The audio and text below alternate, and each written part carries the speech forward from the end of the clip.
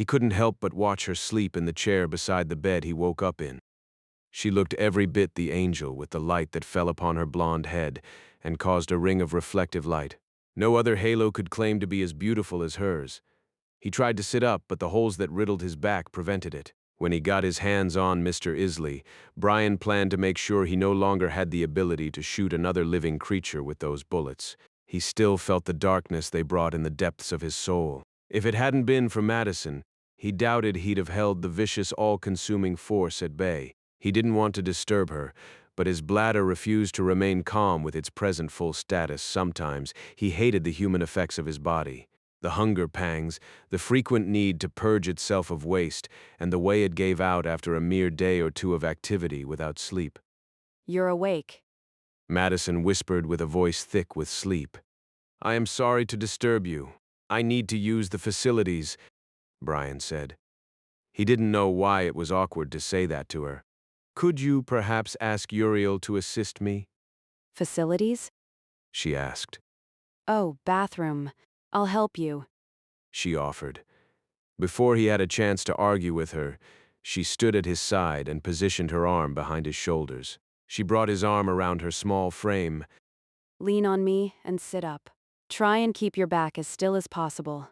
We don't want to tear open your wounds. She left him no room for discussion. It took every bit of strength he possessed not to cry out in pain at the simple movement of sitting up. His back rebelled from the slightest use of the ripped muscles beneath his skin. His jaw clamped shut, and he clenched his teeth as sheen of perspiration broke out across his forehead. Easy does it, Madison said. After the effort it took to sit, he had no desire to move from the bed. The 10 or so feet to the adjacent bathroom seemed like a mile away. With her help, he turned his body so his legs slid to the side of the bed. By the time his feet touched the floor, he felt as if he'd completed a marathon of unspeakable feats. This part is a bit tricky, but we'll get through it. I'm going to lean forward with you until your legs are supporting most of your body. Then we'll stand upright, she said. He didn't want her to get hurt assisting him, so he did his best to put as much weight on his legs as he could. Though it hurt, the fear of causing her pain or injury outweighed any spasm he felt.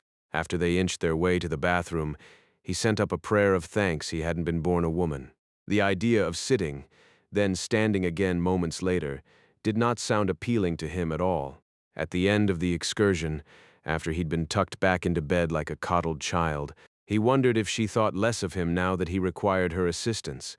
He wanted her to like him, not see him as an invalid unable to see to her protection and safety. What are you thinking about?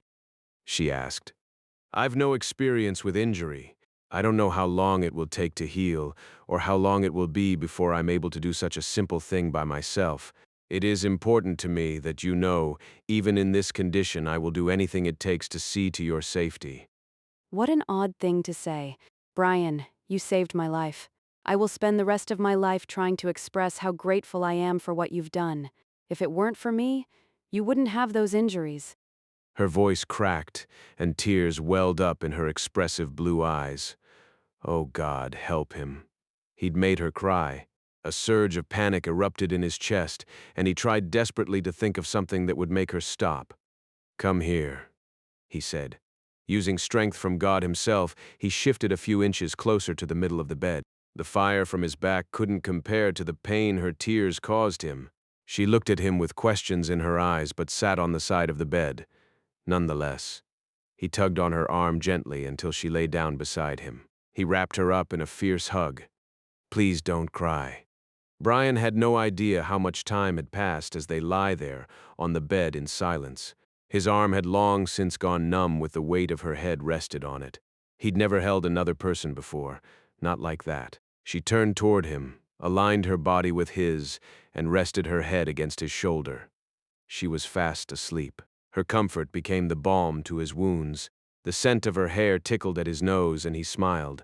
Humans had the right of life, because he couldn't remember a better experience than holding Madison in his arms. Father of the heavens, you have blessed me. I do not know what I did to receive such wonders in my life, but I will forever be grateful. Though I am not worthy to ask of you, I ask that you heal these wounds so I might protect this woman in my arms. Brian prayed. He'd almost forgotten how to talk to his creator. He couldn't remember the last time he wanted to. He smiled at the peace and tranquility he experienced among the chaos that had been brought to his door. God's presence filled the small room, and Brian knew that his prayer had been heard. The light within him exploded and washed his broken body in warmth. His heart raced and brought the light-fused blood from head to toe.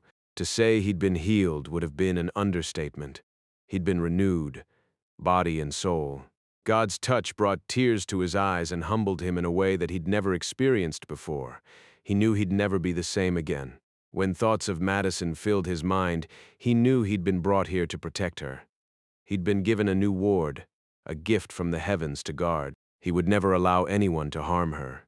He rested his head against hers and smiled as he drifted off to sleep.